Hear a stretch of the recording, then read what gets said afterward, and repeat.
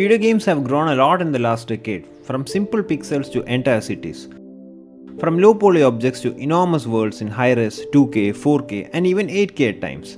Back then we didn't have many categories of games to choose from. It was all about what someone liked to play or didn't like to play. But now there are classifications, types and genres which a gamer can pick and choose to play.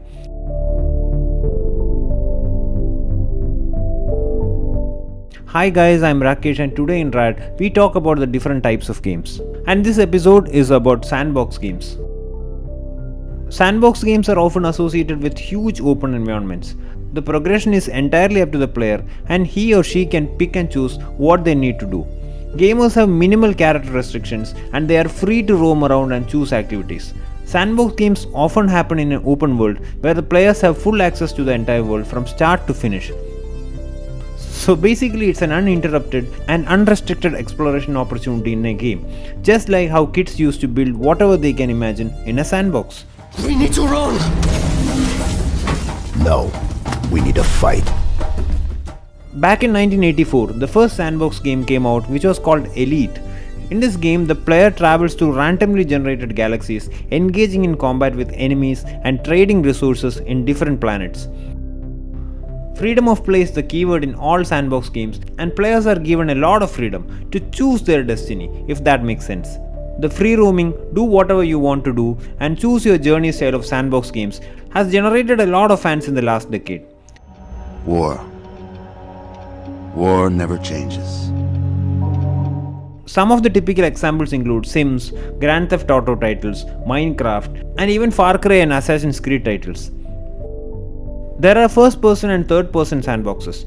My first real experience with a sandbox game was back in the days when EA published a game called Black and White, which came out in 2001. In Black and White, we play the hand of the god and decide the future of our planet.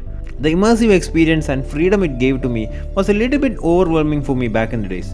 But then I started enjoying it and this game helped me fall in love with so many other titles which I played and cherished to this day. You're the only one of these fools that I trust.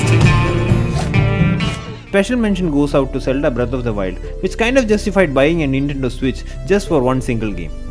Titles like Red Dead Redemption 2, Elder Scrolls Skyrim, Metal Gear Solid leveled up the gaming experience where players can interact and live in a breathing, believable world and create their own stories which will be cherished in memories forever.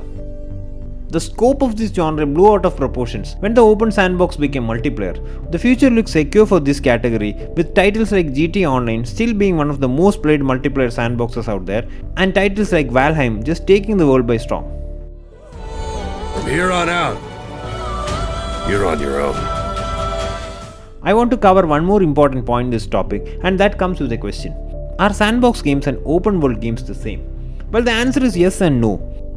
Now there is a basic difference between open world and sandbox games.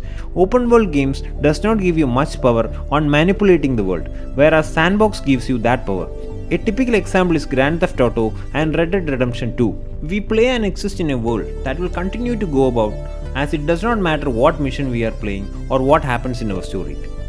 But in sandbox games like Minecraft and SimCity, we can change the entire terrain or manipulate the way we choose to. To make it simple, you play as the main character in an open world game and you play as a god in a sandbox game. Odin is with us! And there are a lot of games out there which has characters of both sandbox and open world games in them. So I am considering open world games and sandbox games in the same category here.